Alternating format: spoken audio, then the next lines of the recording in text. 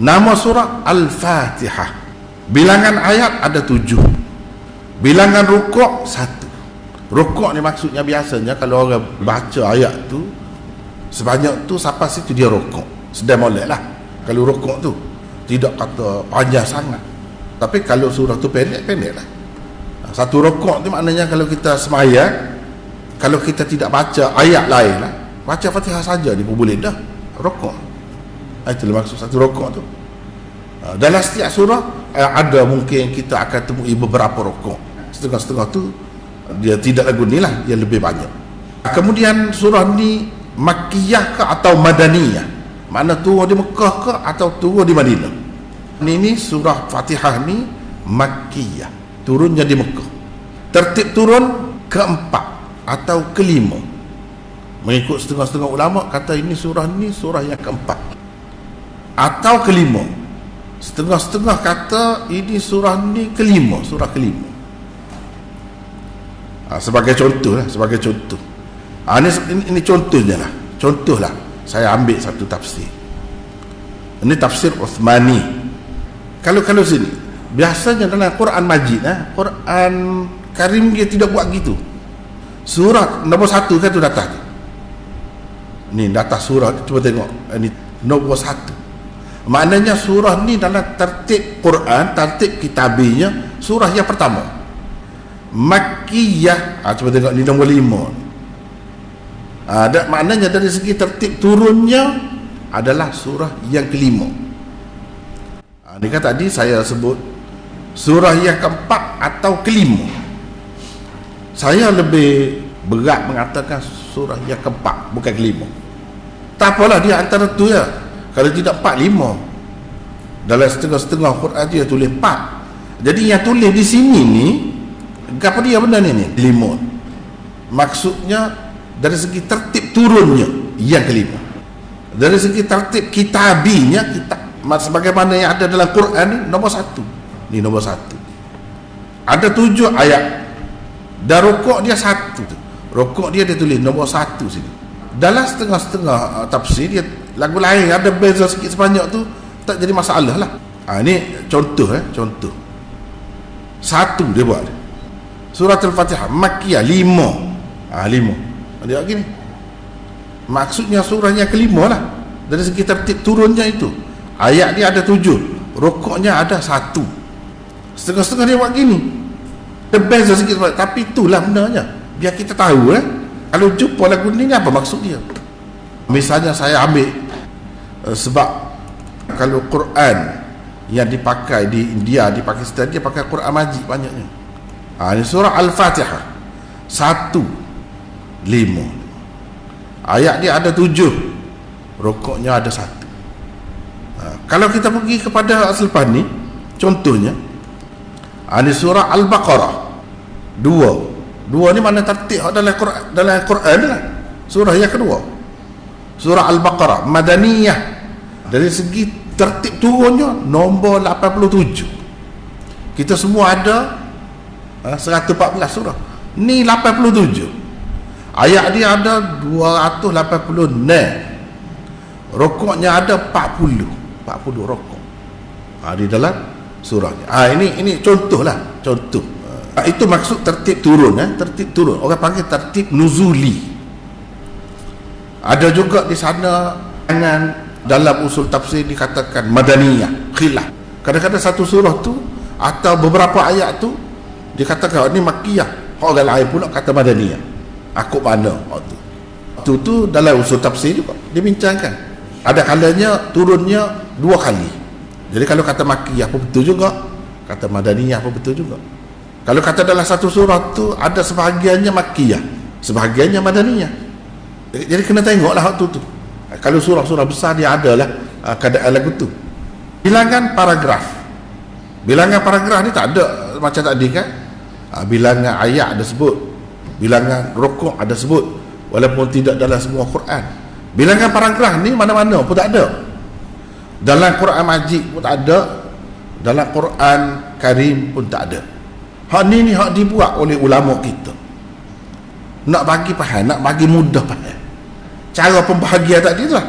Kalau kita masuk dalam rumah, ada berapa ruang dalam rumah ni? Ni ruang tamu, ni bilik tidur, ni dapur dan sebagainya. Inilah benda secara kasarnya kita kena tahu. Mengikut manhaj tafsir ni, tafsir kita guna ni, kalau kita bahagikan kepada paragraf, dia ada 4 paragraf. Mungkin orang lain dia tidak nampak lagu tu, tak apalah, itu pendapat masing-masing, ijtihad masing-masing, pandangan masing-masing. Bagi kita yang belajar ni, ikuti dulu, lepas tu cubalah merasa hak mana lebih mudah, hak mana lebih dekat untuk difahami, dan nampak ke tidak benda tu hak sebenar. Kadang-kadang kita baca, kita tak tahu gapo, kita tak tahu gapo dia, poin utama dia, message utama dia gapo dia. Di bahagian ni gapo, di bahagian yang kedua, kalau tidak kita tak bagi gini, jadi susah tak faham. Duk tafsir satu ayat, payah nak faham lagu tu. Walaupun betul juga, cara lagu tu betul juga. Jadi paragraf yang pertama ni terdiri daripada 4 ayat, iaitu daripada ayat 1 hingga 4 ni. Cuba tengok, saya tunjuk ni. Alhamdulillahi Rabbil Alamin. Dalam paragraf yang pertama ni, dia bahagi kepada 4.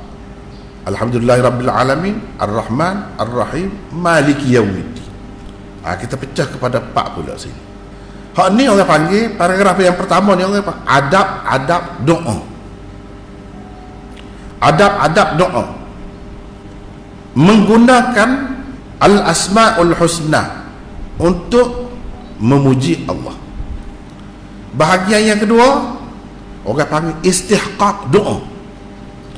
Bahagian yang ketiga doa yang sebenarnya. Bahagian yang keempat tafsilat doa. Itu ya. Dibagi kepada 4 tu ya. Mudah caranya. Hak sebenarnya hak kita nak dalam surah Al-Fatihah ni, message utama. Hak kita nak sebenar, hak Tuhan nak ajar kepada kita gapo dia, iaitu memohon jalan yang lurus dan betul. Ihdinas siratal mustaqim. Doa tu hak sebenar. Itu kalau kita kata teras kepada surah Al-Fatihah. Terasnya ialah doa kepada Tuhan, minta Tuhan tunjukkan jalan yang lurus, jalan yang betul kepada kita. Hak ni doa hak sebenar. Doa yang sebenar duduk pada paragraf ketiga, iaitu ayat ke-6. Ihdinas siratal mustaqim. Paragraf yang pertama ni cerita adab-adab doa. Dia kalau kita orang yang beradab, orang yang ada budaya, orang yang bertamadun, takkanlah kita nak minta dengan seseorang tu, kita minta tu kejut kalau lagu tu. Dan bukan cara gitu, bukan cara gitu. Tak kena kaya kita nak tu, kita tak dapat saja, balik saja. Katakanlah contoh saja, kita kenal kepada anak seseorang, kita nak minta sebenarnya anak dia lah, kita nak nikah dengan anak dia. Tapi kalau kita pergi royak selalu ke orang tua tu, royak kata saya nak anak pak cik berilah anak pak cik ke saya. No. Tiba-tiba gitu, tengok orang ramai di supermarket mana-mana, tiba-tiba gitu, orang dia tak kenal kok gitu, tak aja tengok gitu, tiba-tiba kecek lagu tu. Apa perasaan dia? Apa perasaan dia? Kalau kita kira orang lah, manusia, ada adab kalau lagu tu. Kalau kita orang Melayu, orang Timur ni, dia bukan lagu tu adab. Dia cara juru benar begitu, beradab, berlembut, cakap tu, terima kelebihan dia. Kita berasa kita bertuah kalau kita boleh jadi sebahagian daripada keluarga dia. Kita sebut gitu sebab dia baik. Dia kita kena puji dia, kena berlembut dengan dia, paling tidak kena berlembut dengan dia. Bukan caranya begitu, royak gitu, dia jadi kejut lah. Walaupun hak kita naknya hak tu, tapi cara kita masuk tu, begitulah juga di sini. Kita nak sebenarnya ihdinas siratal mustaqim, nak minta tu. Ini Tuhan ajar adab kepada kita adalah tidak beradab. Dikira tidak beradab kalau tu kita minta gitu. Dia tu Kita siapa? Kita siapa? Kita layak kau minta lagu tu dengan dia? Banyak perkara dah timbulnya. Banyak perkara timbul. Dengan sebab itu ni orang panggil adab doa. Ini semua ni adab doa. Alhamdulillahirabbil alamin. Kita puji dulu Tuhan sekalian alam. Ar-Rahman, Tuhan yang sifatnya rahmatnya sangat luas, tiada penghujungnya, sangat luas. Ar-Rahim, Tuhan yang sifat rahmatnya berkekalan, berterusan. Itu makna Ar-Rahim, rahmat juga. Maliki Yaumiddin, Maliki Yaumiddin. Ini pun kita puji juga. Ini Ar-Rahman, Ar-Rahim, Malik, Al-Malik. Ini adalah Al-Asma'ul Husna. Tuhan yang memiliki hari pembalasan, hari keadilan. Ini orang panggil adab doa. Hak sepatutnya bila kita nak minta dengan Tuhan, ni Tuhan ajar kita kena sebut benda ni. Sebab apa? Apa yang jadi kita nak minta dengan dia tu? Kita kira-kiranya sudah terima dah. Sudah terima dah. Dia ni faham dah. Tuhan ni Rabbil Alamin. Tuhan ni bersifat dengan Ar-Rahman. Tuhan ni bersifat dengan Ar-Rahim. Tuhan ni kita terima dah. Dia tu Maliki Yaumiddin. Barulah kita pergi seterusnya. Kita pergi seterusnya. Kita tengok sekali lalu dulu. Istihqaq doa. Ini orang panggil istihqaq doa, iaitu kelayakan disembah dan diminta doa kepadanya. Apa yang kita minta dengan dia tu, apa yang kita nak minta dengan dia tu, dia jadikan dengan kita. Yang kita nak minta, apa kelayakan kita? Kita ada kelayakan kau untuk nak minta tu, nak masuk minta tu. Sebab kita kata tadi lah, nak minta anak orang, kita menasabah ke tidak? Menasabah ke tidak? Apa dia tu jadi ganda dengan kita? Kalau dia tu mahram kita, tak boleh nak nikah, tak boleh. Nak tahu dia tu hubungan apa, hubungan kita dengan dia. Inilah iyyaka na'budu wa iyyaka nasta'in. Istihqaq doa. Nak ceritanya, kita memang berkelayakan, memang berhak untuk berdoa kepada dia. Sebab apa? Untuk minta sesuatu dengan dia. Pasal apa? Kita tidak sembah hak lain selain daripada dia. Tak ada dah orang lain hak kita sembah. Hak kita anggap kuat, gagah, perkasa, maha kaya, maha berkehendak, maha apa-apa lagi lah. Kita kata sifat Tuhan, kita tak ada terima hak lain. Berala kau gapo kau, semua sembahan-sembahan selain daripada Allah tu kita tak ada sembah. Jadi kita sembah dia saja, kita terima dia, kita tak terima dah orang lain. Jadi kita nak minta dengan siapa? Tak ada orang lain dah yang kita nak minta. Jadi layaklah kita kalau minta dengan dia, sebab kita terima dia sebagai Tuhan tadi, dan kita duduk mengabdikan diri kepada dia, menghambakan diri kepada dia. Segala-gala kita buat, sembahyang lillahi ta'ala, puasa lillahi ta'ala, haji lillahi ta'ala, semua lillahi ta'ala. Jadi tak patut kalau kita nak minta dengan dia kalau lagu tu dalam keadaan kita tak ada orang lain, tak ada, kita tak ada semua orang lain, tak ada kita taat patuh setia sampai begitu mau dengan orang lain. Dia je hak lagu tu. Patut ke tidak? Jadi memang patutlah kalau kita buat kerja dengan seseorang lah, buat kerja kita jadi seseorang lah. Tukar, kita katalah buat contoh tukar rumah tu pendaklah perlu kejap, nak hari pergi buat. Bila siap, patut ke tidak? Itu masalah, patut ke tidak? Istihqaq, patut ke tidak? Nak sabar ke tidak kita nak minta habuan kita, bahagian kita dengan dia? Patut. Kalau kita tak buat satu, tiba-tiba kita nak minta, itu tak nak sabar. Tapi kalau kita telah buat segala-galanya kerana dia, korban kerana dia, gotuk goni kerana dia, patut kalau kita minta dengan dia. Dan dia pun tak kata apa, memang layak orang ni. Memang ada kelayakan ni untuk minta dan untuk diterima permintaan dia, sebab dia telah begini sekali kepada aku. Kalau Tuhan kata kepada aku lah, jadi aku patut bagilah. Tak boleh orang kata minta tak terpasar, tak ada kerja buat apa satu minta. Marah kau orang kalau lagu tu tak layak buat apa, tak ada buat apa satu, lepas tu nak minta upah apa, tak tahu apa. Tak boleh, tak sesuai. Hak layak untuk minta ialah hak berkhidmat, hak mengabdikan diri, hak taat dan hak patuh, hak beribadat, hak puja. Hak tu yang berhak. Itu makna iyyaka na'budu wa iyyaka nasta'in. Aku kira aku boleh minta. Lepas tu kalau tidak minta dengan mu, nak minta dengan siapa? Aku tak terima dah Tuhan yang lain, semua yang lain. Rabbul Alamin engkau. Ia buat segala-galanya, beri rezeki, menjadikan alam semesta ni, menjadikan bumi yang layak untuk dihuni. Di situ aku dapat rezeki, di situ aku dapat segala-galanya, nikmat. Siapa dia tu yang jaga, yang buat semua? Allah. Alhamdulillah, Allah. Kita terima tak tu? Itu akidah tu jadi. Hak lain kita tak terima dah tu, hak lain. Tak ada hak lain. Rabbil Alamin, yang menjaga alam ni, mengatur alam ni, mentadbir alam ni, Allah. Dialah Rabbil Alamin.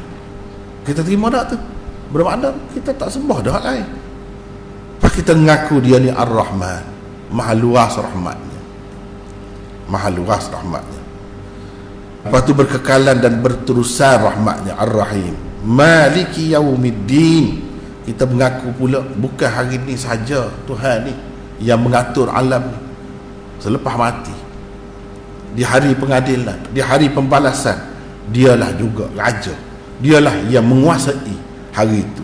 Kalau hari ni dalam dunia ni mungkin keliru juga, hak tu jadi raja, hak ni jadi raja, hak tu yang apa ni pemilik kerajaan tu, negara tu, negeri tu, beramai juga hak keliru, dan ada macam-macam lah. Manusia ni jadi syirik apa situ dalam dunia. Tapi kalau di akhirat besok tak ada dah hak lain, tak ada dah hak lain, jelasnya tak ada. Kalau dalam dunia ni pun orang yang mikir, dia akan tahu bahawa raja sebenar-benarnya yang memiliki dunia ini ialah Allah Subhanahu Wa Taala.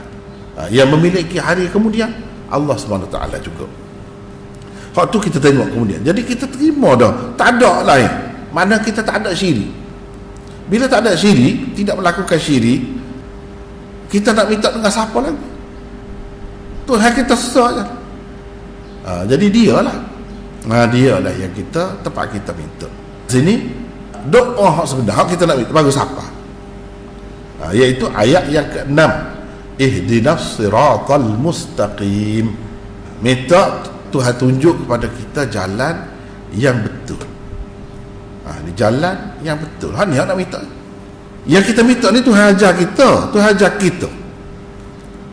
Kira-kiranya manusia ni kalau dia fikir-fikir seorang, kalau dia bijak sangatlah, dia akan dapatlah benda ni, dia akan terima ni. Rabbil Alamin, Tuhan tu Rabbil Alamin, Tuhan tu Ar-Rahman, Tuhan tu Ar-Rahim, Tuhan tu Maliki Yaumiddin. Dia akan terima tu. Tak boleh jadi tak terima. Cumanya manusia semua ni nak sampai ke situ sendiri, itu masalah. Tidak semua orang boleh tahu. Maka Allah SWT hantarkan Rasul buat mari rakyat benda ni. Ni hakikat sebenarnya. Orang cerdik, orang bijak pun tidak semesti sapa juga kepada hak ni. Apatah lagi kalau orang biasa. Macam mana dia nak dapat benda ni? Nak puji Tuhan, nak minta dengan Tuhan lagu mana cara? Mesti kita semua salah, tak tahu nak minta lagu mana dengan dia, apa adab-adabnya. Lalu dia ajar kepada kita ni. Ini hak Tuhan ajar lah ni. Tapi kira-kira manusia ni, kalau dia kaji sendiri betul-betul dapatlah, dia akan dapat lagu ni lah juga. Cumanya manusia nak dapat betul-betul lagu ni agak susah lah. Melalui Nabi saja kita dapat benda ni. Supaya juga iyyaka na'budu, kau jua kami sembah. Sembah lagu mana? Nak sembah lagu mana? Sembah tu lagu mana? Cara nak ibadat tu lagu mana? Hak tu pun tak boleh tahu juga. Cumanya Kalau kita lek pada manusia yang bijak lah, lek dia sendiri, biarkan dia sendiri, dia mungkin akan kata, oh aku patut syukur kepada Tuhan yang telah menjadikan aku gini-gini, aku patut syukur. Gitu je lah. Sebagaimana orang kalau baik sangat dengan kita, segala-galanya dia beri kepada kita, tak serah ke kita nak terima kasih dia? Serah nak terima kasih, nak buat sesuatu untuk dia. Cuma kita nak buat lagu mana? Itu buntu pula manusia. Ibadat tu lagu mana bentuk dia? Itu perlu kepada Nabi juga ajar. Mari ajar. Kalau ibadat solat, lagu ni. Ibadat puasa, lagu ni. Dengan cara kamu buat gini, kamu akan terasa lega. Sebab apa? Kamu seolah-olahnya telah mengucapkan terima kasih, bukan setakat ucap, menyatakan kesyukuran kamu kepada Allah. Itu maksudnya. Kita akan merasa lega. Kalau tidak, kita merasa terbuku ni. Lagu mana kita nak balas, nak kata ke dia? Kalau manusia kita nak ucap terima kasih sekurang-kurangnya. Kadang-kadang seseorang tu nak ucap terima kasih, tak lekat duduk, tak senang duduk, berasa terhutang budi benar, berasa tak kena sangat kalau tak kata terima kasih. Tuhan dia tahulah. Kalau sama manusia dia kata gitu. Tapi kalau dengan Tuhan, kan kita nak kata terima kasih gitu. Madai kah? Kalau gitu, kalau lagu mana sepatutnya nak buat? Itu kita kena tahu melalui Nabi. Sebab itulah Allah SWT hantarkan Nabi bawa Quran ini. Gapa dia ibadat ni, orang panggil gapa dia lagu mana ibadat ni? Nabi lah tu cerita. Jadi hak nak sebenarnya ihdinas siratal mustaqim. Ni hak nak minta. Siratal mustaqim. Hak tu hak kita nak minta. Gapa dia siratal mustaqim tu? Jalan yang lurus ni lagu mana? Kita duduk tengok-tengok orang yang jujur, orang baik-baik.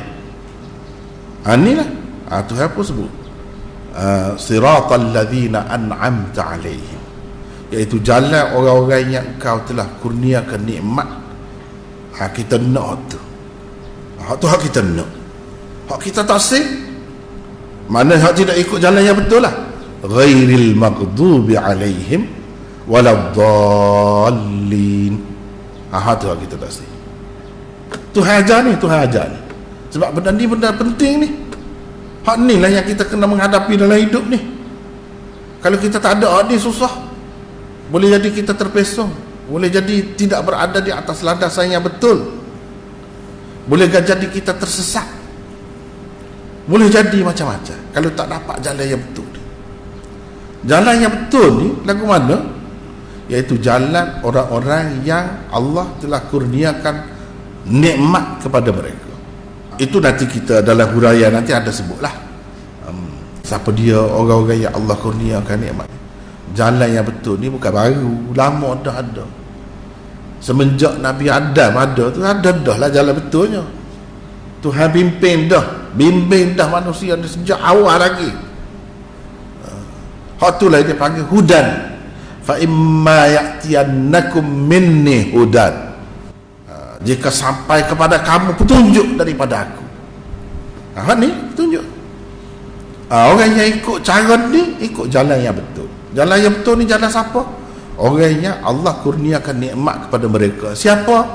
Di dalam ayat yang lain disebut nabi-nabi, siddiqin, syuhada dan salihin. Orang-orang yang Allah kurniakan nikmat kepada mereka. Kita nak hak tu lah. Dan nikmat kalau ikut orang ni dalam dunia pun nikmat, di akhirat besok pun nikmat juga. Jalan yang betul membawa kita kepada syurga, jalan yang tak betul membawa kita kepada neraka. Jadi kita minta hak betul. Hak betul tu lah ke mana? Jalan orang-orang ni lah. Maknanya kita kena mengetahui sejarah mereka, sejarah nabi-nabi, sejarah orang-orang soleh, sejarah syuhada, sejarah siddiqin. Kena tahu sejarah tu. Kalau kita tak tahu, susah lah.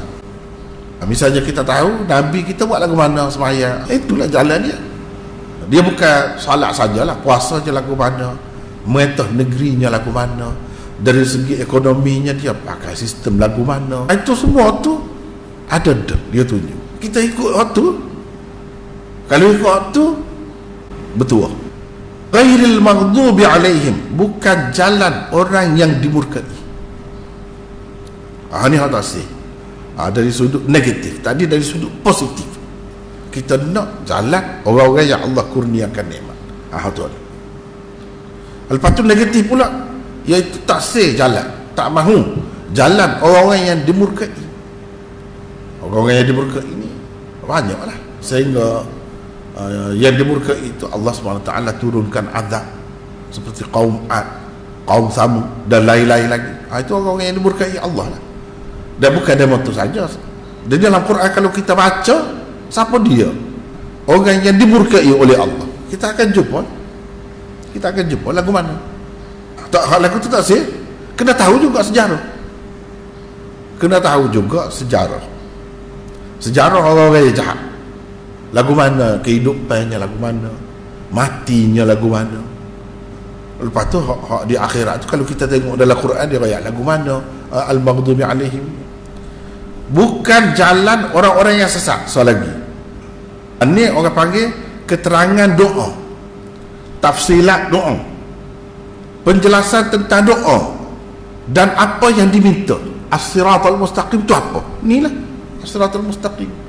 Jalan yang betul itu iaitu jalan orang-orang yang mendapat nikmat daripada Allah SWT. Ini secara kasar. Jadi kalau kita tengok apa dia maksud utama, mesej utama surah Al-Fatihah, iaitu memohon jalan yang lurus dan betul kepada Allah. Ihdinas siratal mustaqim. Ini hak sebenarnya. Ini hak patinya, hak nak sebenarnya. Cuma nak sampai ke ihdiratul mustaqim tu kita sebut benda ni dulu. Adab doa, istihqaq doa, kita sebut waktu dululah. Dan bila kita as-siratul mustaqim tu apa maksudnya? Inilah jalan orang-orang yang diberi nikmat, tidak jalan orang-orang yang dimurkai, dan tidak juga jalan orang-orang yang sesat. Tidak jalan dia betul. Itulah maksudnya. Inilah intisari ataupun pati, ataupun kita kata trust bagi surah Al-Fatihah. Jadi kalau kita tahu secara kasar ni kan dah nampak dah tu gambaran tu. Saya tidak nak bincang dari segi apa ni bahasa panjang-panjang. Payah tu. Kalau tidak ngaji orang umum ni tak faham tu. Alillah misal alhamdulillah tu. Alillah pada alhamdulillah tu gambar panjang. Nah kalau nak cerita tu tiap-tiap satu, kenapa dia tidak kata al-madhu, as-sana'u, as-syukru, dia kata alhamdulillah, pengguna perkataan alhamdulillah tu apa? Panjang kalau nak bicara tu kan. Dah tu dia berkait dengan bahasa Arab tu, bahasa Melayu kita lagu lain payah nak faham tu tiap-tiap perkataan tu. Kena bincang suku pula tu. Panjang, kita tak boleh habis dalam masa sebulan kan lagu. Hak nak baginya kepada dia. Sekurang-kurangnya bila kita baca Fatihah, kan kita baca Fatihah semua dalam semaya tu, bila semaya gap dia kalau kita baca gap dia biar faham. Kita nak gap dia sebenarnya intipati dia, trust dia, atau message utama. Hak nak suruh sebut minta sama ni lah minta. Nak minta doa dengan Tuhan. Doa gap dia. Bukan doa nak kaya, bukan doa nak panjang umur, bukan doa nak ni, bukan doa nak boleh kerja ke tugas ni jadi pegawai jawatan ke. Tak perlu semua. As-siratal mustaqim, itu paling penting.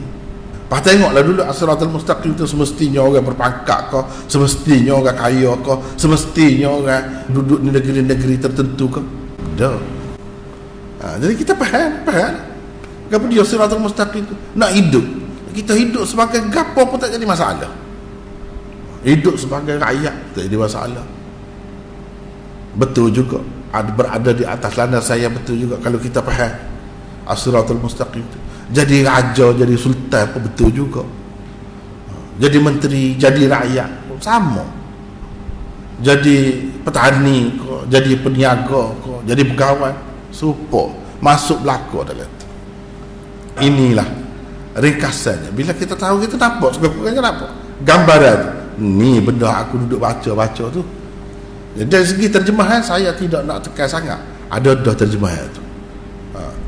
Benda-benda lagu ni boleh dikatakan adalah tafsir ataupun terjemahan Melayu ni, tak ada lagi buat benda lagu ni. Tak apalah kita guna hak ni, dah guna tafsir hak sedia ada tu, terjemahan tu, tengok. Barulah nampak, barulah senang. Kalau tidak, susah kita nak bagi. Kalau kita tak tahu bahagian-bahagian dia, paragraf 1, paragraf 2, kalau tak tahu tu susah nak bagi. Sebab apa, kadang-kadang termasuk dalam paragraf yang sama tu cerita berlainan. Cerita tentang akhirat ada situ juga, cerita sejarah ada situ juga, cerita pasal dunia jual beli buat ada situ juga. Jadi lagu mana cara kita nak bahagi? Dengan cara kita buat gini mudah nampak. Tak apa. Seterusnya kita pergi kepada perincian. Tadi secara kasar nampak dah dalam carta tadi, secara kasar nampak dah. Sekarang ni kita pergi kepada perincian. Zaman diturunkan surah Al-Fatihah adalah surah yang mula-mula sekali diturunkan dengan lengkap. Itu benda yang kita kena tahu. Kadang-kadang kita tak tahu juga. Surah mula-mula sekali turun dengan lengkap. Surah mana? Kena ingat surah ni hak mula-mula sekali. Lepas tu adalah kemudian tu. Sebab banyak daripada surah-surah ni dia tidak turun dengan lengkap. Walaupun kadang-kadang kita nampak surah kecil je, pendek je, tapi dia turun beberapa kali tu, tempat yang berbeza. Dengan sebab itu kita kena tahu bahawa surah yang diturunkan dengan lengkap hak mula-mula sekali ialah surah Al-Fatihah. Ia diturunkan di zaman permulaan Islam, ketika mana Rasulullah sallallahu alaihi wasallam berdakwah secara sulit di Mekah. Secara sulit ni mana sekitar tahun pertama hingga tahun ketiga. Itu secara sulit. Itulah yang kita belajar dalam sirah. Dia ayat gitu. Pada ketika tu tahun mula-mula sampai tahun ketiga. Sebelumnya telah pun diturunkan kepada Rasulullah sallallahu alaihi wasallam beberapa ayat daripada surah Al-Alaq, Al-Muddathir dan Al-Muzammil. Turun dah. Tapi hak tu tidak lengkap, bukan satu surah lengkap. Hanya beberapa ayat saja di permulaan dia. Lepas tu dia terpisah, lama pula turun. Lepas pada tu dia tidak turun sekaligus semua sekali. Antara ciri keistimewaan, apa istimewanya surah ni? Satu, ia mempunyai beberapa nama. Antara lainnya ialah Fatihatul Kitab, Ummul Kitab, As-Sab'ul Mathani, dan lain-lain. Banyak lagi lah nama kalau nak kira. Surah Asy-Syifa misalnya, Surah Asy-Syafi, dan macam-macam lagi nama dia. Banyak nama dia. Daripada nama tu kita boleh tahu sifat dia tu, kedudukan dia dan hakikat dia kita boleh tahu. Misalnya Fatihatul Kitab, Al-Fatihah mana dia pembuka, pendahuluan, pembuka lah Fatihah. Al-Kitab pembuka kitab Al-Quran, macam muqaddimah lah. Muqaddimah, pendahuluan dalam kitab Quran. Dia tak ada tulis pun kita buku kita tulis pendahuluan, muqaddimah, dia tak tulis lagu tu. Tapi kita kena bahas sendiri lah. Ini sebagai gap, sebagai pendahulu ataupun pembuka kitab. Seterusnya dia bermula dengan ni. Ini pintu besar dia. Nak masuk dalam Quran, masuk kod ni. Ini pintu besar dia. Sebab itu dipanggil Fatihatul Kitab. Kitab tu kitab Quran ni lah maksudnya. Pembuka kitab Al-Quran. Ummul Kitab. Ummul Kitab, ibu kitab, ibu kepada Al-Quran. Kalau kita nak kira ibu bagi sekalian Quran tu, ni ibu dia. Atau kalau kita nak kata khulasatul Quran, intipati Al-Quran, ya juga ada juga nama lagu tu, ibu Al-Kitab. Maknanya segala perbincangan, segala perbahasan, segala perkara yang disebut dalam Quran di tempat-tempat lain ada terkandung di dalamnya. Setara tu lah. Sebab tu kalau nak bincang hak ni saja ni panjang dah kalau nak kira. Tapi sebab kita nak ringkas tak boleh. Sekadar nak tahu, sekadar tu Ummul Kitab. Jadi ibu segala kitab. Sekarang ni kalau kita nak tengok, kalau kita tengok di dalam surah An-Nas misalnya, nampak tak ada kaitan kan? Jangan tu. Sebab tu nanti saya akan sebut bila sampai masa dia, insya-Allah saya akan sebut. Di dalam semua surah ni kan dia ada dah dalam surah Fatihah. Contohnya ni, qul a'udzu birabbin nas. Rabbin nas, Rabbin nas. Di sini dalam surah Al-Fatihah Rabbil alamin. Tidak An-Nas itu sebahagian daripada Al-Alamin. Okay? An-Nas itu sebahagian daripada Alamin. Tuhan sekalian alam. Alam manusia, alam jin, alam binatang, alam macam-macam lah. Manusia itu sebahagian daripada Al-Alamin. Tengok, ada kaitan. Cuma dia sebut Rabbin Nas di sana. Aku berlindung dengan Tuhan manusia, Rabb bagi manusia. Mana kejahatan manusia, keburukan manusia, aku berlindung dengan Tuhan. Jadi Rabb tu siapa? Allah. Rabbin Nas tu siapa? Allah. Bismillah Ar-Rahman Ar-Rahim. Bismillahirrahmanirrahim. Siapa Rabbil Alamin? Allah. Alhamdulillah Allah. Siapa Rabbil Alamin? Allah. Siapa Rabbin Nas? Allah. Tengok dia begini. Malikin Nas. Siapa dia Rabbin Nas itu? Dia juga Malikin Nas, raja bagi manusia. Kalau kita tengok di dalam surah ni, Maliki Yaumiddin. Maliki Yaumiddin. Dalam setengah qiraat ada Maliki Yaumiddin. Malikin Nas sama dengan Maliki Yaumiddin. Cuma sana Malikin Nas kita nampak zahirnya dalam dunia ni saja. Tidak. Tuhan ni raja kepada manusia ni bukan dalam dunia ni saja. Seperti mana raja-raja lain. Tak. Sampai ke akhirat.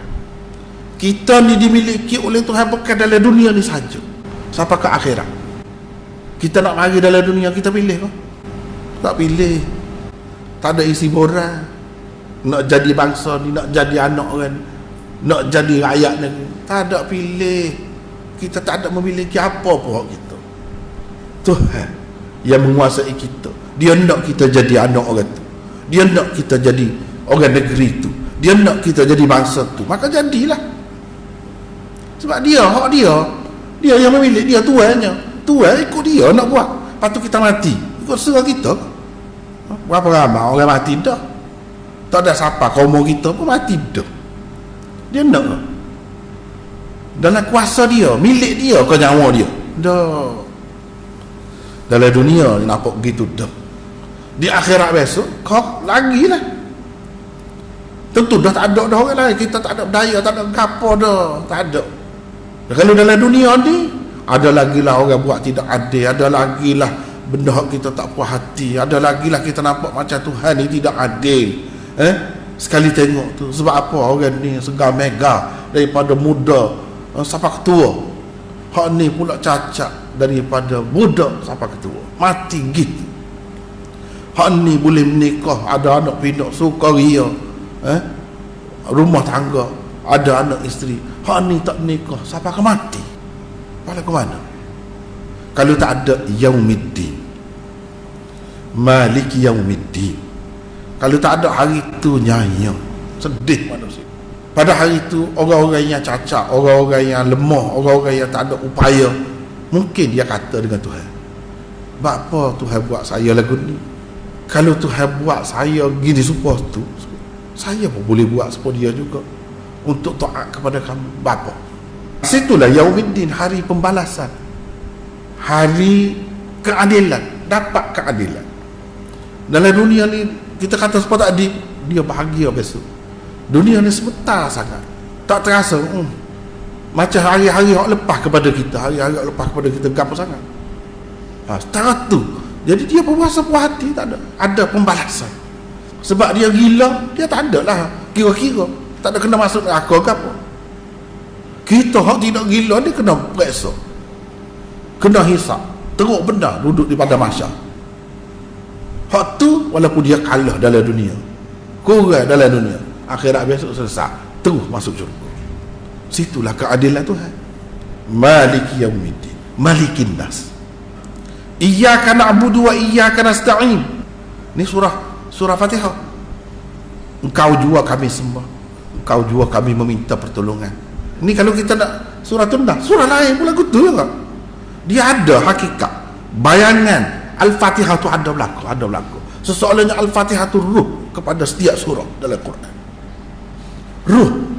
Ya jadi hidup semua surah ni sebab ada makna Al-Fatihah di dalam semua surah.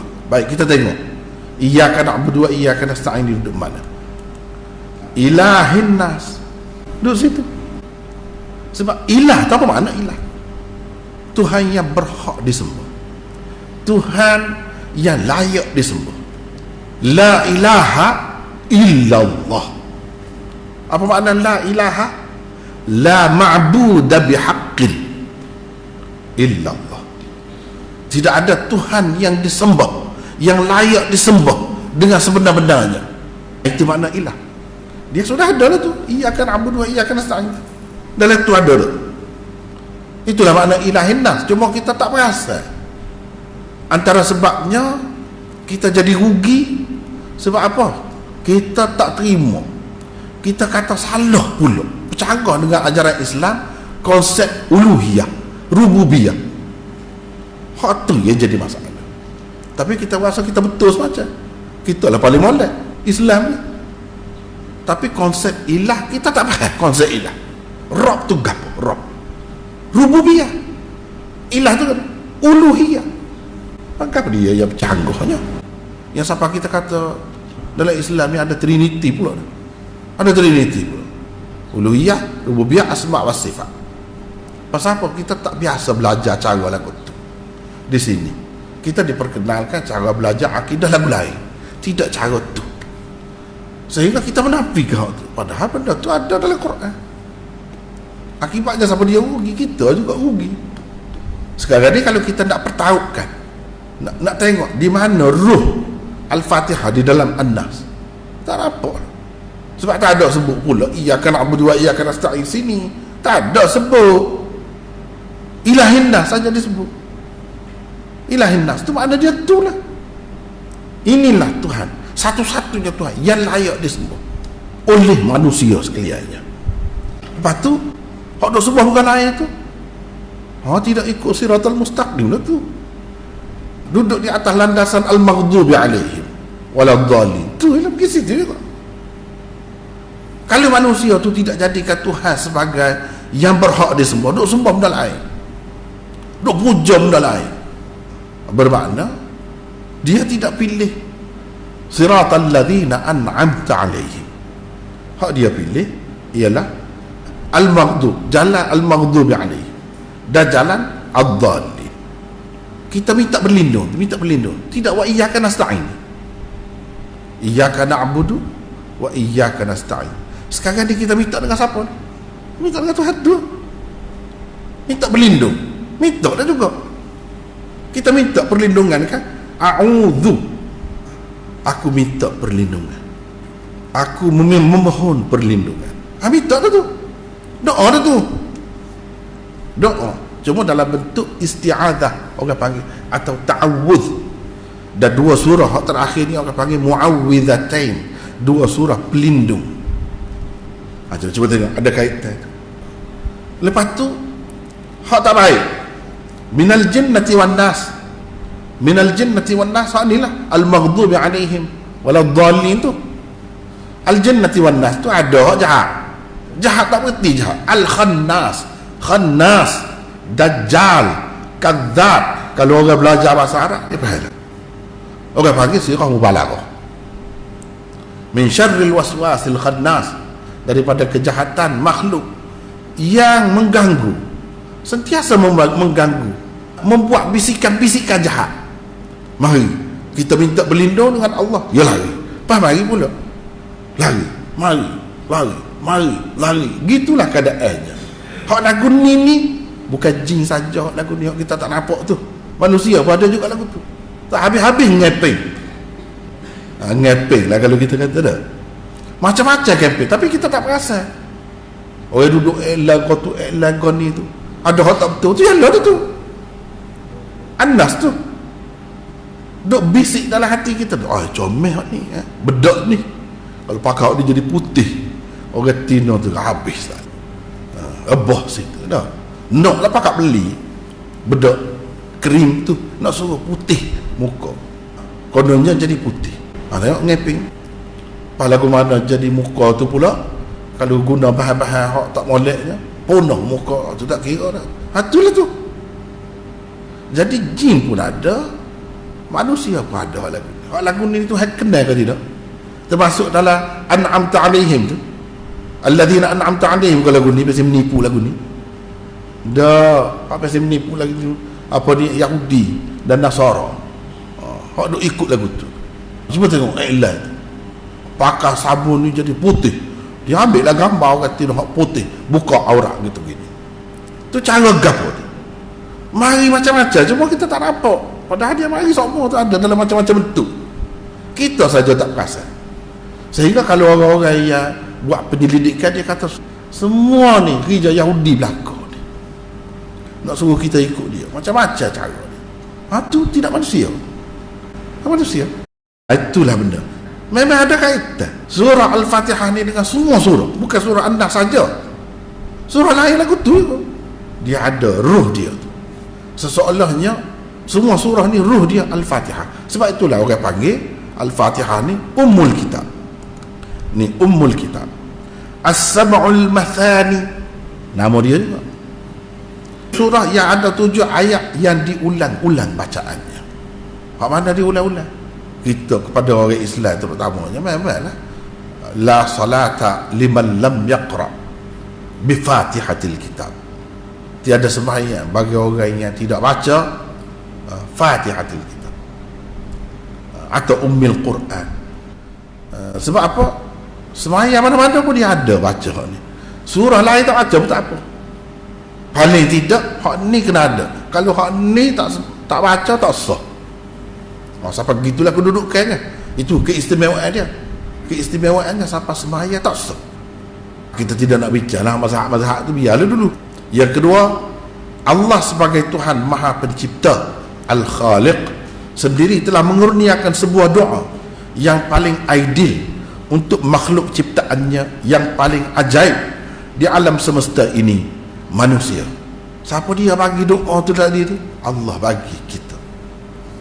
Bukan reka tu, bukan Nabi reka, bukan manusia reka, Allah bagi.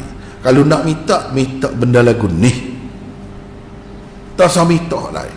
Minta ni cukup dah. Cumanya boleh juga Nabi ajar juga minta gotu ni dia ajar juga. Tapi kalau nak kira sebut As-Siratal Mustaqim tu lengkap dah, padan dah, dah tu masuk pelakon dah. Sebab kalau nak kira dari sudut lain lah, minta kaya, mesti kau kaya tu jadi molek? Mestikah kaya ni tidak dimurkai oleh Allah? Mestikah kaya tu tidak sesat? Boleh jadi. Jadi itu tak ada mana minta tu. Kalau minta As-Siratal Mustaqim, ikutlah kita kaya kau, kita sesat kau, kita tetap di atas landasan yang betul. Kita ada pakat kau, kita tak ada pakat kau, tak apa, tak ada jadi masalah. Kelebihan dan fadilat surah Al-Fatihah banyaklah, antaranya ni secara ringkasnya riwayat daripada Abi Hurairah, kata dia Rasulullah sallallahu alaihi wasallam bersabda, Ummul Quran hiya sab'ul mathani wal Quranul azim. Nabi sendiri sebut surah ni nama dia Ummul Quran. Inilah as-sab'ul mathani yang sebut dalam Quran tu, surah ni lah. Apa? Sebab diulang-ulang. Di antaranya Rasulullah sallallahu alaihi wasallam bersabda, la salata liman lam yaqra bi Fatihatil Kitab. Dan nombor 4-nya Fatihatul Kitab tidak pernah turun sama ada di dalam Taurat, Injil dan Zabur dan Quran seumpama surah Al-Fatihah. Itulah lebih tak lebihnya. Jadi kita ambil ni hak fadilat-fadilat Quran ni, ambil hak sahih-sahih sahaja. Hak tak sahih tak ambil. Kalau nak kira hak tak sahih banyak. Mana sebagai paduannya, kalau kita nak ambil kelebihan-kelebihan surah ni, sebab banyak dalam kitab-kitab tafsir tu, walaupun orang panggil tafsir rujukan seperti Al-Kashaf, seperti Al-Baydawi dan lain-lain, banyak benda lah hak maudhu'nya. Tak sahih lah kita. Nak hak sahih, padan dah hak sahih tu, padan dah. Tak payah pergi kepada hak maudhu' apa tu. Seterusnya dia dalam surah ni dia ada ucapan amin di akhir dia tu. Sebab itu kita kata intipati dia ialah doa. ihdinas siratal mustaqim. Amin. Ataupun sampai ke akhir, amin. Apa amin? Sebab ini doa. Sebab itu yang kita kata mesej utama dia doa. Bukti dia ada amin alif belakang. Tapi apakah semua tu doa? Alhamdulillahirabbil alamin itu tidaklah nampak macam doa. Ar-Rahmanir Rahim tidak nampak macam doa juga. Itu orang panggil adab doa. Dia kena apa-apa dia kena ada adab, ada cara dia, ada disiplin dia. Kelebihan ucapan amin secara khusus. Makna amin ialah terimalah, istajib. Maknanya terimalah doa kami ini. Selepas selesai membaca surah Al-Fatihah, kita disuruh Nabi sallallahu alaihi wasallam mengucapkannya. Ini hadis. Abu Hurairah meriwayatkan bahawa Nabi sallallahu alaihi wasallam bersabda, "Idza ammana al-imam fa aminu, fa innahu man wafaqa ta'minuhu ta'min al-malaikah, ghufira lahu ma taqaddama min dhanbi." Bermaksud Nabi sallallahu alaihi wasallam bersabda, apabila imam mengucapkan amin, kamu ucapkan juga amin bersamanya. Kerana orang yang ucapan aminnya berbetulan dengan amin para malaikat, dia ampunkan dosa-dosanya yang terdahulu. Itu dalam hadis riwayat Bukhari dan Muslim. Lepas tu kita tengok pula kesinambungan surah Al-Fatihah dengan surah terakhir di dalam Al-Quran. Kaitan, kita nak tengok kaitan tu, perhubungan. Ada perhubungan ke tidak? Kita baca Quran habis sampai suratul Nas, dia tidak merupakan lingkaran. Kalau lingkaran jadi dia berlingkar macam rantai, yang berlingkar begitu. Sampai sini sama pula, mari pula pusing.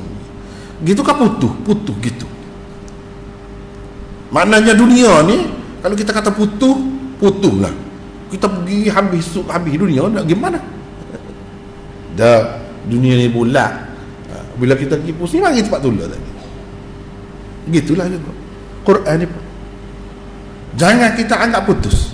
Walaupun akhir dah, hujung dah. Dia tidak hujung, dia ada kaitan dengan permulaan dia.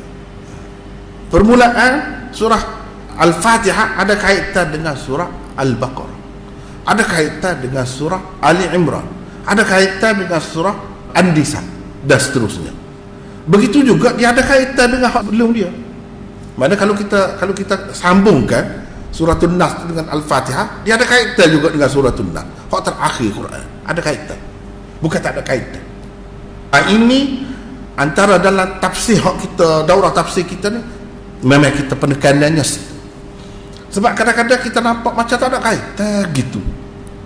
Surah-surah dia ada kaitan besar tu. Bukan tak ada kaitan. Bahkan ulama-ulama tafsir mengatakan bukan sekadar surah saja yang ada kaitan antara surah dengan surah tu. Surah dulu, surah kemudian. Ayat-ayat di dalam setiap surah tu ada kaitan juga. Dengan sebab itulah orang panggil adanya apa ni, siyak dan sibak. Bila kita nak tafsir Quran, kita tengok satu ayat, jangan tengok itu saja. Kena tengok sebelum dia, lepas dah kita baca dah tadi. Sibak. Dah kena tengok juga selepas dia. Siyak. Kena tengok. Maksud sebab apa? Sebab dia ada kaitan. Walaupun mungkin secara zahirnya kita tengok, ni cerita benda lain lah, tak ada kaitan. Dah, dia ada kaitan. Ramai orang bingung, orang-orang kafir dia nampak Quran ni berterabur nampak. Tidak semua kitab lain. Kalau kitab lain bab jual beli, bab jual beli sajalah. Bab semaya sajalah. Bab akhirat sajalah. Ni dak ni. Bila-bila nak cerita pasal jual beli, mari akhirat. Tiba-tiba mari akhirat. Bila-bila duduk cerita pasal berniaga, mari pula cerita akhlak pula. Kok mana kaitan? Kita nampak macam tak ada kaitan. Sebenarnya kalau kita boleh cerita lagu ni, orang-orang kafir yang duduk muskil selama ni boleh hilang kemuskilan ni. Masalahnya kita orang Islam pun tak tahu. Kita orang Islam pun tak tahu kaitan. Sekurang-kurangnya hak halus-halus ayat dengan ayat tu, biarlah kita kata ulama, biarlah ahli-ahli tafsir sungguh. Kita orang biasa sekurang-kurang surah dengan surah tu biar tak tahu. Sebab tu ya, permulaannya saya rasa paling molek hak ni kena ayat ni. Barulah nampak Quran tu mukjizat. Manusia tak boleh buat. Kalau manusia dia buat cawangan undang-undang lah. Dan dalam bahasa undang-undang tak ada dah sastra-sastra comel-comel, keindahan bahasa, bunga-bunga bahasa tak ada. Tapi bahasa Quran tidak gitu. Walaupun kecek bahasa undang-undang, tapi bahasa dia tu, seni dia sangat tinggi. Itu luar biasanya, orang tak boleh buat tu. Orang tak boleh buat, orang tak terfikir. Sebab itulah Quran ini satu kitab yang ajaib, lebih daripada yang lain-lain. Sebab bagi kita, sebagaimana kita semua maklum, kita semua percaya, Quran ni daripada Allah SWT. Quran ni daripada Allah Subhanahu Wa Taala. Allah SWT kata ni kitab dia. Nabi waya, Tuhan kata kitab dia.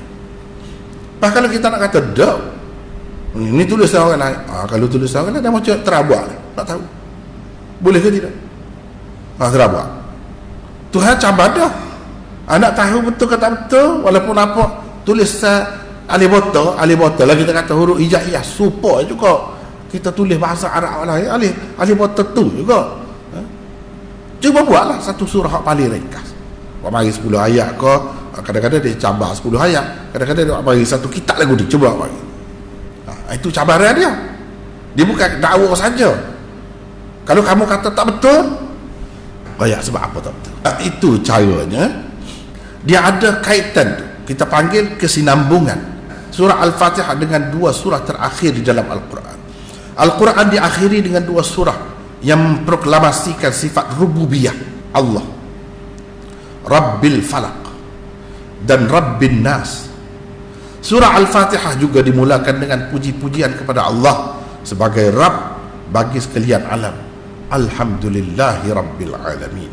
Ini berarti ia juga memproklamasikan sifat rububiyah Allah seperti dua surah di penghujung Al-Quran itu.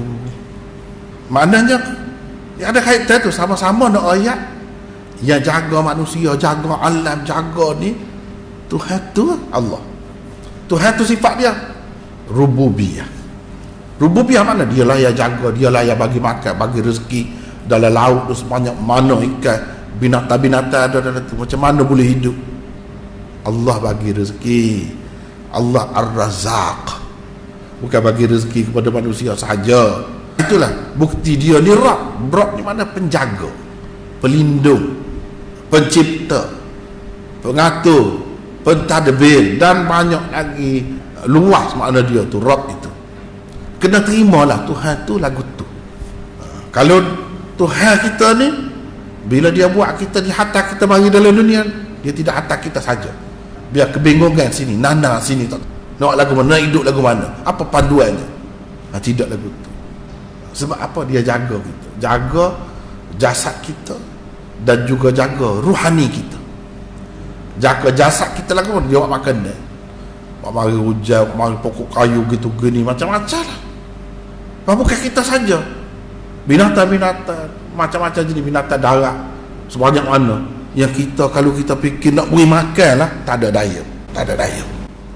Apatah lagi nak beri makan dari laut tu, ikan yang tak tahu berapa puluh ribu sekali-sekali bertelur tu, beraduk tu hidup, boleh makan, ada rezeki dia. Bahawa tu jadi rezeki untuk kita pula. Siapa dia buat gitu semua? Allah. Kita boleh bernafas, diberi oksigen, diberi tempat dalam dunia ni, di mana kita tengok sekeliling kita ni, orang mana kita belajar. Kalau tidak belajar, bahawa kita tahu sikit sebanyak tentang planet-planet lain, tak boleh duduk. Api saja, kalau matahari itu api, tak duduk ke mana? Macam mana kita boleh mari duduk sini? Siapa dia bui lagu ni? Kemudahan. Rabb, itulah Rabb, rububiyah, sifat rububiyah. Rububiyah juga menghendaki manusia ni bukan diberi makan minum saja, tapi dia perlu ada panduan hidup, perlu ada pedoman hidup. Kalau tidak, manusia jadi lebih dahsyat, lebih ganas lagi daripada binatang. Maka dia marilah kitab. Kitab inilah panduan. Dia marilah Nabi.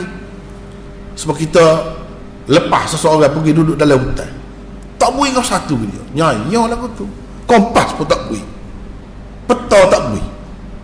Kalau bagi peta, bagi kompas, apa senang juga. Kalau kita kata Tuhan tak bagi pada kita, hatta kita bagi duduk dalam dunia, tak bagi kau satu. Tuhan pasti mana lagu tu? Sebab tu dia kata Ar-Rahman Ar-Rahim. Tuhan penyayang, Tuhan pengasih. Tu sifat Tuhan. Sebab tu dia beri kepada kita kitab tadi. Kita kemudian ni kitab Quran dulu, Taurat, Zabur, apa semua. Itu sifat rububiyah.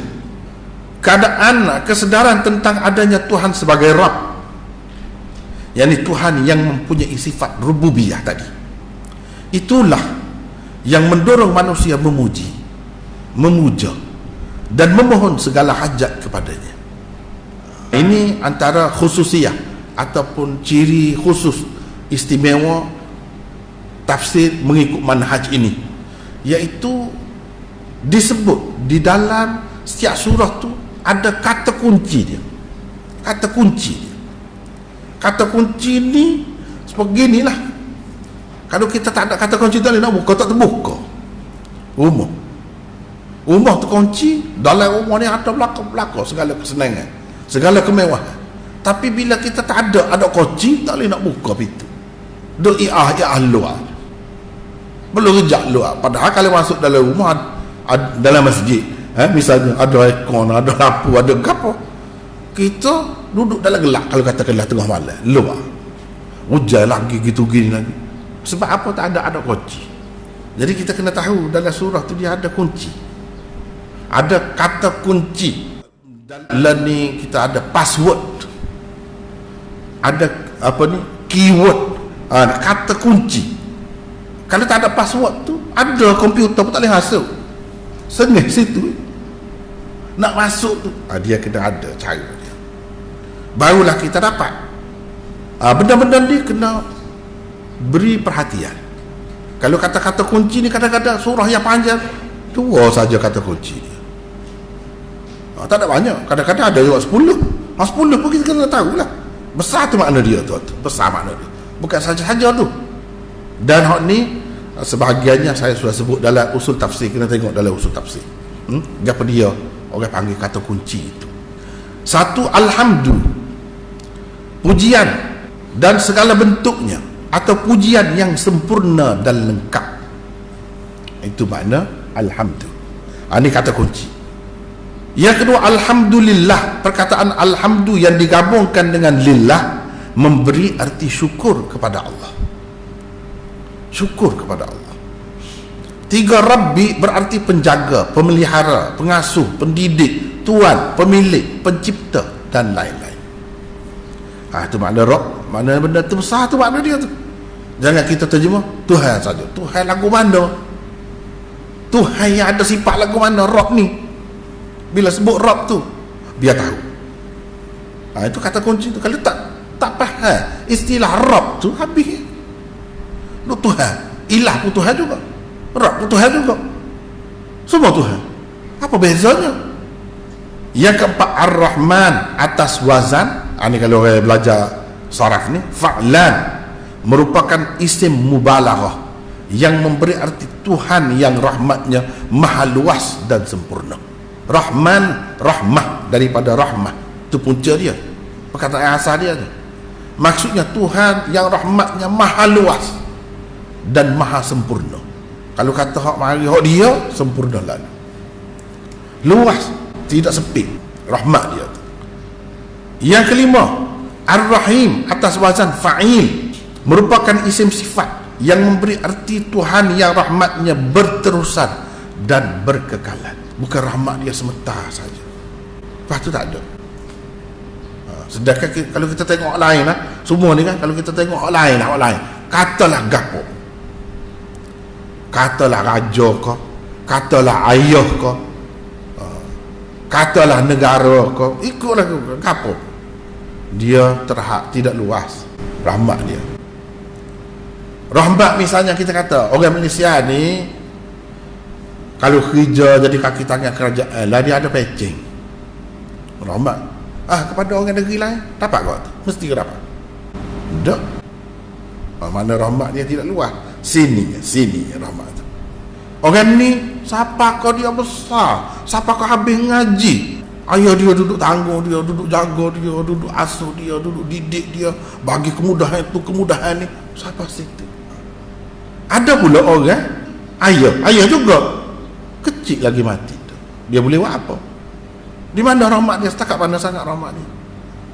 Bahkan tak ada harta pula kan? Habis anak bawa di pergi cak susah. Itu contoh tidak berkekalan, tidak berterusan. Kalau kita kata berterusan pada dalam dunia, sekat dunia aja, tak berterusan sampai ke akhirat, tak berkekalan rahmat tu. Itu beza dia.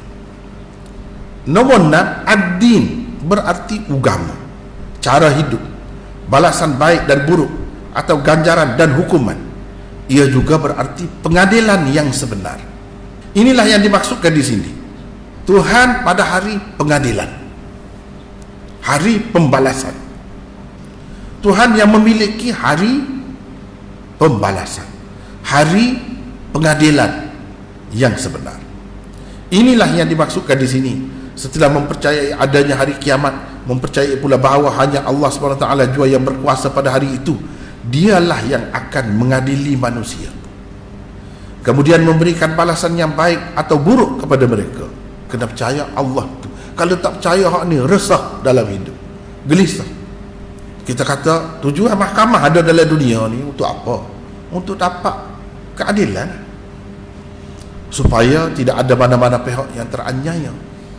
Kalau ada mana-mana pihak yang teraniaya, dia boleh buat pengaduan, bawa kes kepada mahkamah, kepada hakim, bercara, dia dapat baliklah hak dia yang dirampas. Itu tujuan. Pas semua dapat keadilan kau dalam dunia, walaupun ada mahkamah. Kalau tak ada mahkamah, tu lagi teruk lah. Kalau ada mahkamah, semua dapat keadilan kau. Semua betul ke perjalanan mahkamah ni dalam dunia ni? Situlah baru lagi kita tahu pengadilan ni ada hak betul, ada hak tak betul. Dalam dunia ni macam-macam, ada hak betul, ada hak tak betul. Hak betul tentu terjamin, tentu selamat kita, terbela kita di akhirat.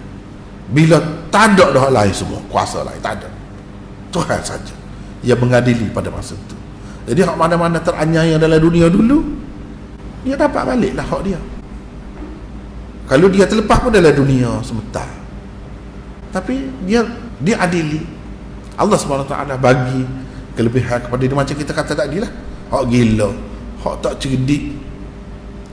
Walaupun kita tengok dalam dunia tak ada gapo pun dia, tak ada orang pandai dia, orang nak nikah dengan dia pun tak ada.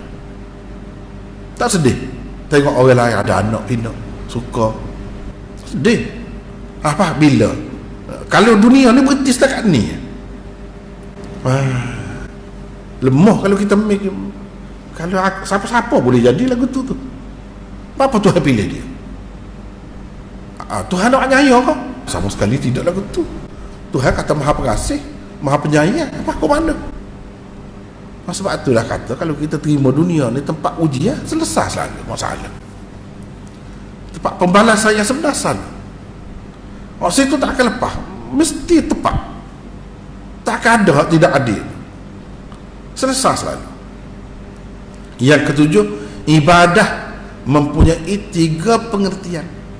Pertama, penghambaan. Kedua, ketaatan. Dan ketiga, pemujaan. Ada 3 makna.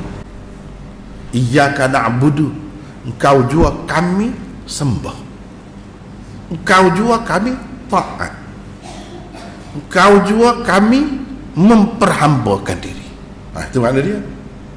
Tapi kalau dalam bahasa kita ni, dalam pemahaman orang kita, umum orang kita ni, bila kata ibadat ni, dia hanya dalam bentuk pemujaan. Dalam bentuk pemujaan orang panggil hak tu ibadat. Padahal ibadat bukan makna begitu saja, lupa makna ibadat ni. Sebab tu dia kata kunci ni kena faham molek ni, walaupun dia sebut iyyaka na'budu saja. Ibadat tu apa makna? Apakah ibadat ni makna sembahyang, puasa saja? Lepas tu kita tengok wa ma khalaqtul jinna wal ins illa liya'budun. Tidak kujadikan jin dan manusia melainkan supaya mereka beribadat kepadaku. Jadi Tuhan suruh kita ni buat ibadat setiap waktu kau, 24 jam.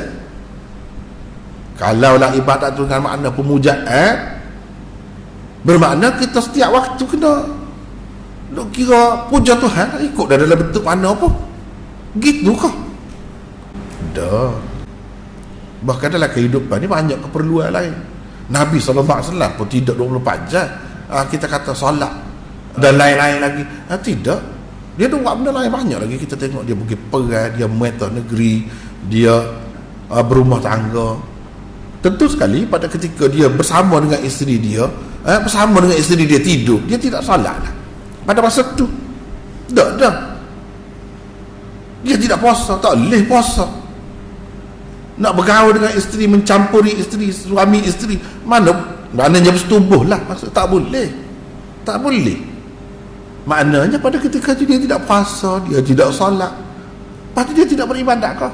Tuhan kata Tuhan jadikan manusia dan jin untuk beribadat. Sesoalnya seluruh hidup dia untuk ibadat. Ya, kalau kita pakai dengan makna lagu ni, ketiga-tiga makna tu kita pakai, barulah jadi luas. Kalau kita pakai dengan makna pemujaan saja, dia akan jadi tidak setiap waktu kita beribadat. Dah. Lepas tu dalam Quran sebut kan, Allah ta'budu syaitan. Tuhan sebut jangan sembah syaitan. Sembah syaitan. Bila kita sembah syaitan? Bila kita sembah syaitan? Berapa banyak ayat lagu? Jangan sembah. Allah ta'budu syaitan. Jangan beribadat kepada syaitan. Bila kita beribadat kepada syaitan? Orang kafir pun tidak beribadat kepada syaitan. Dia semua berhala. Bila? Ibadat tu dengan makna tidak semestinya dengan makna puja, dengan makna susun jari 10 depan gitu. Bukan gitu. Sebab tu kita kena faham, ibadat dengan makna penghambaan, dengan makna ketaatan, dan dengan makna pemujaan. Luas makna dia. Jangan persempitkan. Kalau persempitkan, kita tak akan boleh tafsirkan ayat tadi tu. Apa makna Tuhan kata jangan kamu sembah syaitan? Jangan ikut syaitan. Jangan ikut syaitan. Jangan ikut mana taat lah. Apa lagi kalau nak jadi hamba kepada syaitan, semua ikut nafsu saja. Semua hak syaitan suka tu kita buat belaka. Itu jadi hamba syaitan, bukan hamba Tuhan. Ibadat tak ada langsung. Percaya kepada Tuhan, semua Tuhan tak ada langsung. Yang adanya ikut syaitan. Itu jadi penghambaan pula. Ayat ke-8, isti'anah, berarti meminta dan memohon pertolongan, khususnya dalam perkara-perkara di luar kemampuan manusia, hanya kepada Allah. Hanya kepada Allah. Sebab apa kita minta kepada Allah? Hanya kepada Allah. Dalam surah ni kita sudah tahu dah, tak ada orang lain sekuat Tuhan. Tak ada kan? Rabbin Nas, tak ada orang lain. Rabbin Nas, dia saja. Malikin Nas, tak ada orang lain, dia saja. Ilahin Nas, Tuhan yang disembah, tak ada. Apa yang kita minta dengan Tuhan tu? Rabbil Alamin, Rabbin Nas, Malikin Nas, Ilahin Nas.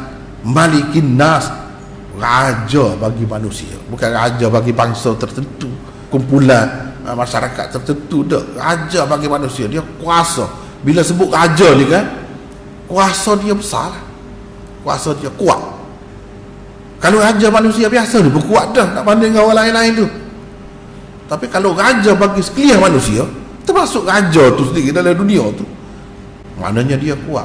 Kalau dia tidak kuat, kita nak minta tolong lagu mana kalau dia tak kuat? Kita kena terima dia kuat lah dulu. Dia Tuhan, mengetahui segala-galanya, barulah ada makna kita nak minta dengan dia. Ni kalau dia tak tahu apa satu, kuat lagu mana? Dengan sebab itu, munasabah, kalau kita tengok tadi kaitan surah Al-Fatihah dengan surah An-Nas dengan surah Al-Falaq, memang kaitannya rapat, sangat rapat. Apa yang kita minta dengan Tuhan? Struktur makro surah Al-Fatihah, struktur makro surah Al-Fatihah.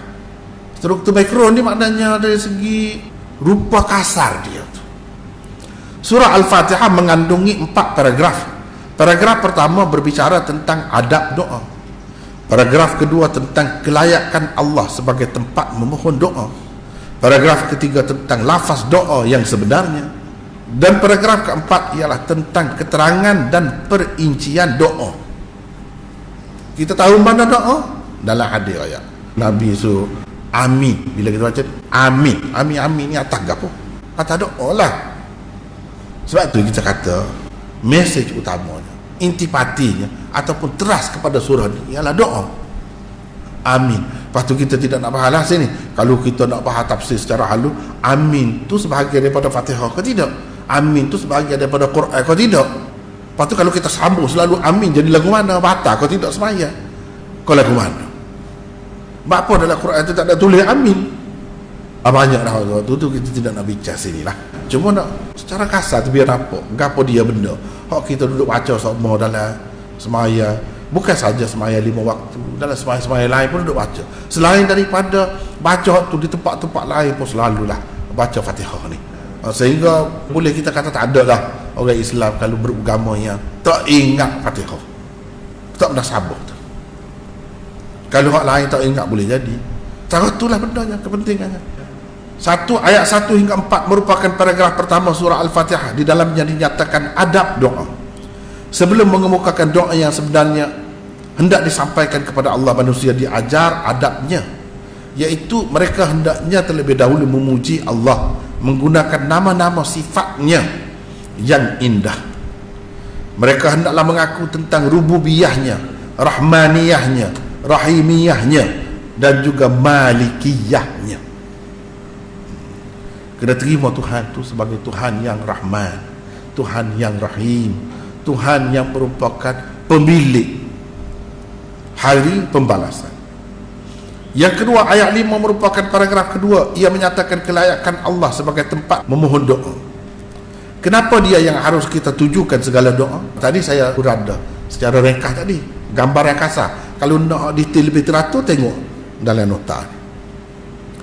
Jawabnya ialah kerana dialah yang kita taati, dialah yang kita sembah, dan dialah yang kita puja. Dialah yang kita percaya sebagai pencipta yang maha berkuasa. Kita pula adalah hamba-hambanya, maka tidak ada sesuatu yang lain yang layak disembah dan ditujukan doa selain dia.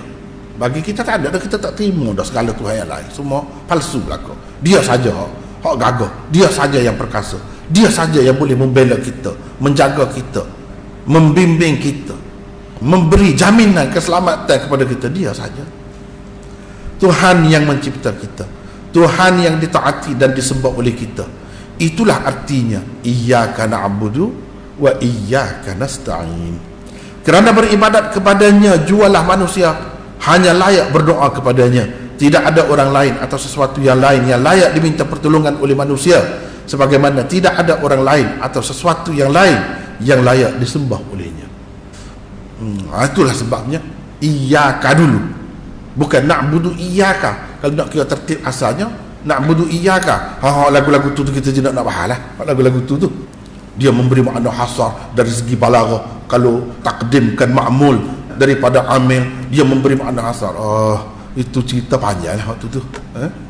Sebab itu kita terjemah engkau jua mu saja. Jua tu mari mana? Sebab iyyaka duduk dulu, iya tu duduk dulu. Supaya juga engkau jua kami memohon pertolongan. Mu saja aku minta, orang lain tak ada. Itu makna dia khusus, tak ada lain, menafikan sekalian yang lain. Yang ketiga, ayat 6 adalah paragraf ketiga. Di dalamnya terkandung doa yang sebenarnya hendak diminta, iaitu ihdinas siratal mustaqim, tunjukilah kami jalan yang lurus. Ini sebenarnya adalah doa yang paling lengkap dan paling ideal. As-siratal mustaqim adalah jalan tauhid yang merupakan seruan utama Al-Quran dan As-Sunnah. Siratal mustaqim ada tauhid, ada hak tu dulu baru terjamin hak lain. Tak ada hak tu, tak ada jaminan. Buat kebaikan sebanyak mana pun tak ada jaminan. Dengan melalui jalan itu manusia akan mendapat keredaan Allah dan akan dapat memasuki syurga yang abadi. Ayat keempat, ayat ketujuh merupakan paragraf keempat dan terakhir di dalam surah Al-Fatihah. Di dalamnya terdapat keterangan dan perincian tentang doa yang dipinta, baik yang bersifat positif atau negatif.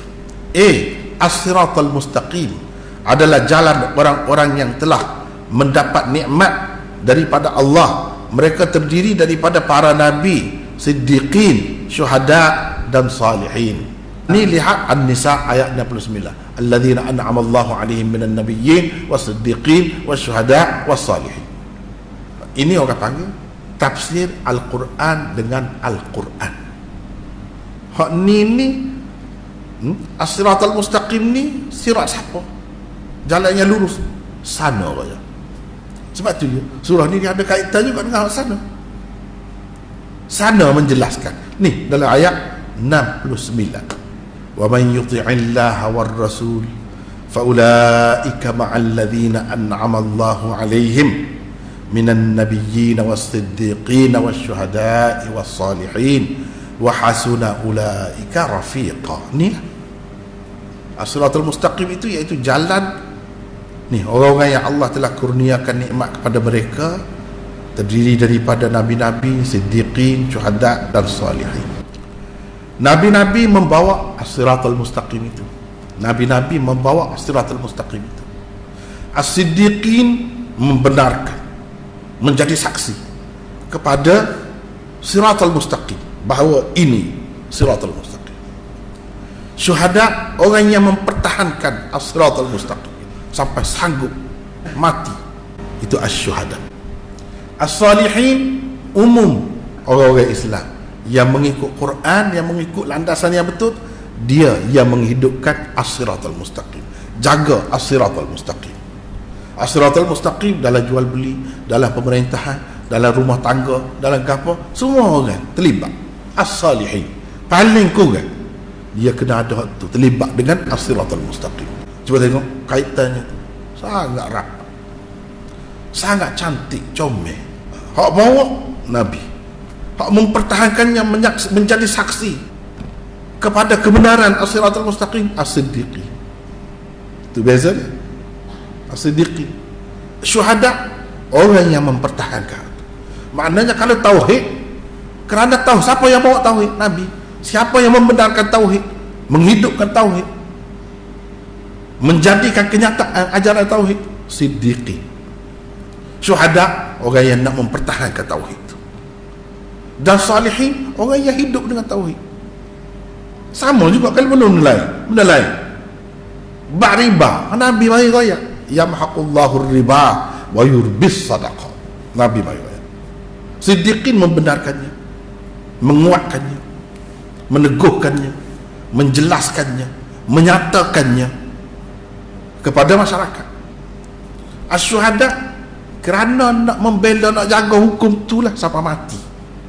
Dalam sejarah ni banyak ada kata. Dalam sejarah ni, kadang nak menjalankan hukum Islam, nah, Syed Qutb dulu kena bunuh, Abdul Qadir Audah dulu kena gantung, kerana nak menegakkan hukum Islam lah.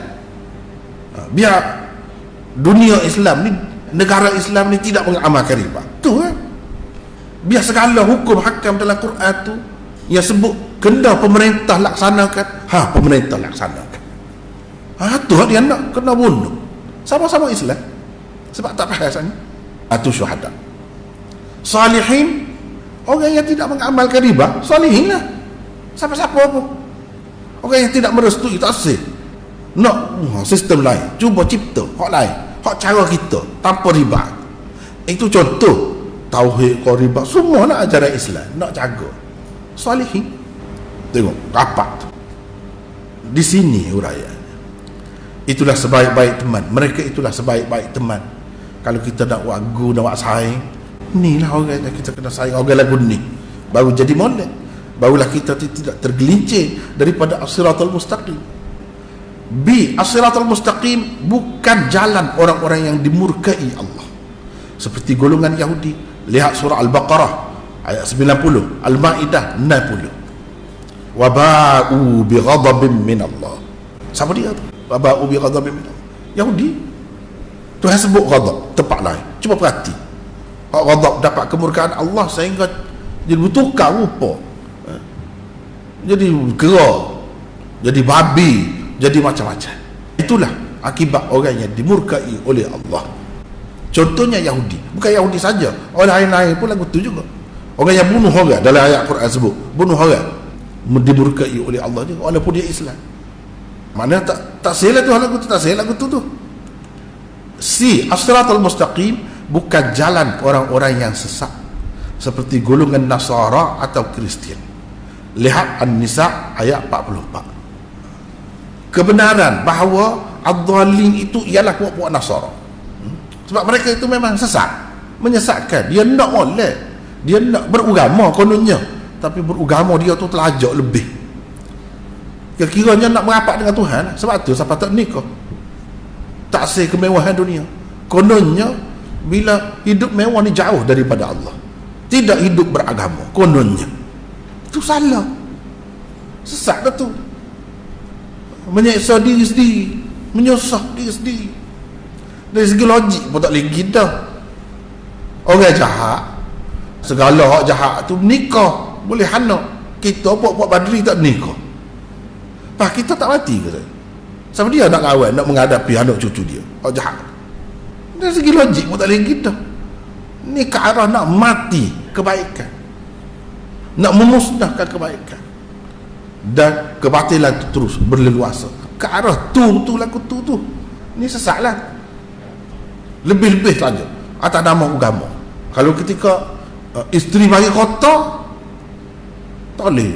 Tidur sekali pun tak boleh, duduk sekali pun tak boleh. Duduk atas tikai yang sama, atas sofa yang sama pun tak boleh. Itulah berdoa.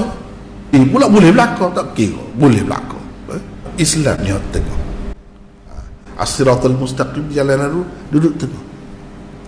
Kalau kita perhati hak tu semua kan apa lah tu. Ad-dhalin ini tidak khusus dengan Kristian saja, banyak lagi orang lain-lain. Siapa keluar ni ada semacam ad-dhalin ni, macam-macam nama dia, tukar-tukar nama. Bahkan atas nama Islam pun ada juga. Macam Syiah ke apa tu, ad-dhalin tu, al-maghdubi alaihim pun ya ada juga. Sebab kalau al-maghdubi alaihim lah, mana bunuh nabi-nabi sampai itu, tu kerja Yahudi. Kerja Syiah bunuh ulama-ulama Islam, orang-orang yang baik. Cuba perhati dalam surah Ali Imran dan seterusnya, kita akan jumpa ni perangai ni serupa, ikut cara lagu tu. Padahal Islam tak ajak gitu. Dia ikut mesej utama surah, ihdinas siratal mustaqim, tunjukilah kami jalan yang lurus. Doa inilah sebenarnya merupakan mesej utama atau intipati atau trust surah Al-Fatihah. Ia adalah permintaan hamba kepada Tuhannya agar ditunjukinya jalan yang lurus di sepanjang perjalanan hidup si hamba. Hamba memohon kepada Tuhan supaya memberi hidayah dan taufik kepadanya untuk melakukan amal soleh dengan ikhlas di sepanjang hayatnya, sehingga apabila ia mati, ia berhak dan layak memasuki syurga. Itu intipati dia.